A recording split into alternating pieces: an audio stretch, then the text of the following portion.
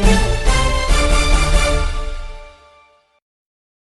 O.P. Jindal Global University is an institution of eminence established by the Government of India.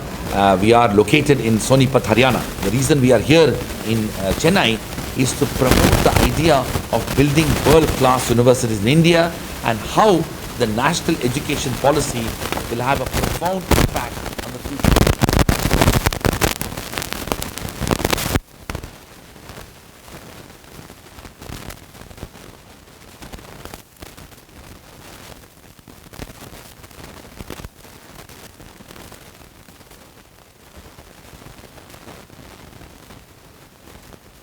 The development of engineering colleges in this state has contributed to a large extent the development of IT revolution across South India. The next big evolution that has to happen in the state of Tamil Nadu is to focus on building world-class universities. I don't see any reason why, if students and graduates of Indian universities can achieve the highest level of excellence after having gone to United States and other parts of the world, why can't we create such institutions in India?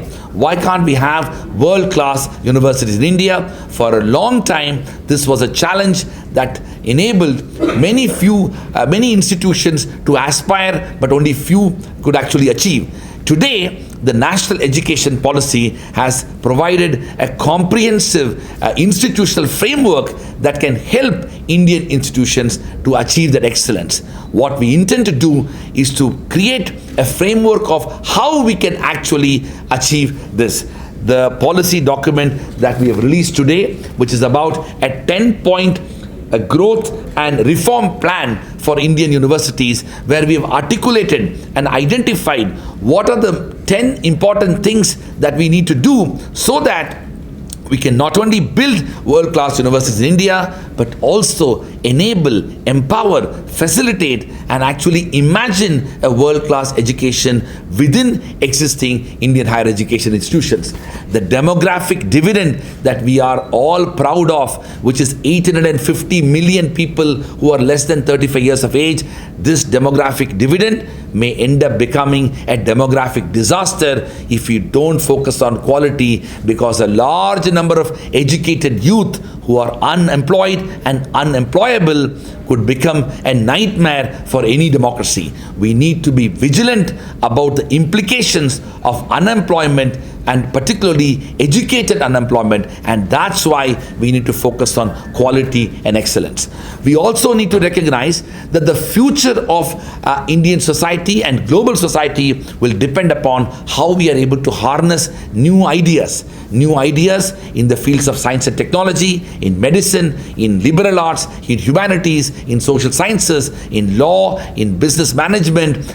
These ideas need to emerge out of Indian universities. India has to play a civilizational leadership role that we had played over 2000 years ago when Nalanda, Takshashila, Vallabhi, Vikramshila and other type of institutions across the country saw the evolution of education. Long before Oxford, which is 800 years old, long before Bologna, which is 900 years old, long before Harvard, Yale and Stanford, India had such institutions. And we need to retrace that history when it comes to quality and excellence. I want to end by saying that the national education policy has laid the foundation and provided a pathway for building world-class universities. It is now up to all of us, and all of us as educators, as well as every constituency in India, including in the state of Tamil Nadu, to recognize this role and responsibility that we have, which will have huge implications for public policy and governance of the future.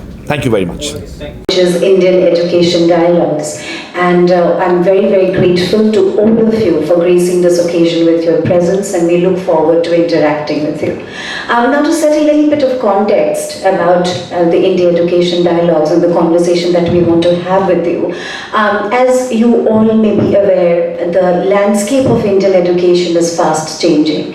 The way we looked at education perhaps a decade earlier is not the same way that we're looking at education today. And something that has contributed in the very, very recently to this reimagining of Indian education is the National Education Policy 2020.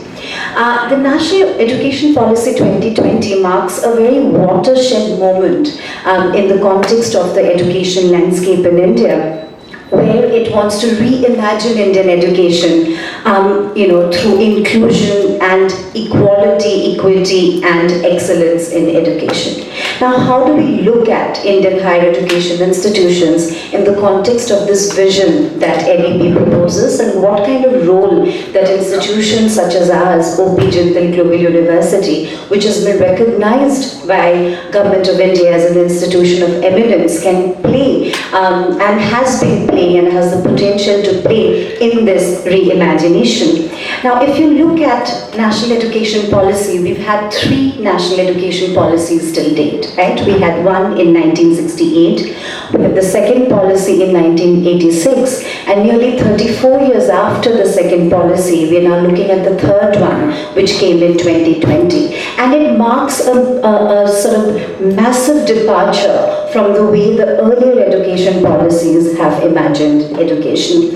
In the context of higher education, the National Education Policy proposes sweeping changes. It talks about opening up higher education to foreign universities. It talks about regulatory changes.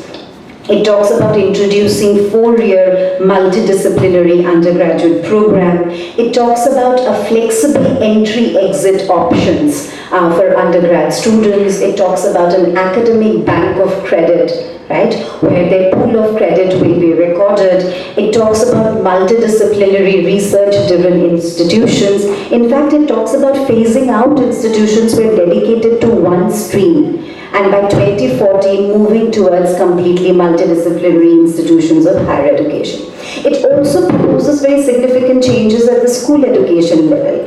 Unlike the 1986 National Education Policy that pushed for a 10+2 structure, the National Education Policy 2020 proposes for a 5+3+3+4. And it focuses on vocational education, it focuses on experiential learning and critical thinking at the level of school education. Now, in this context, I would like to invite Professor Dr. C. Rajkumar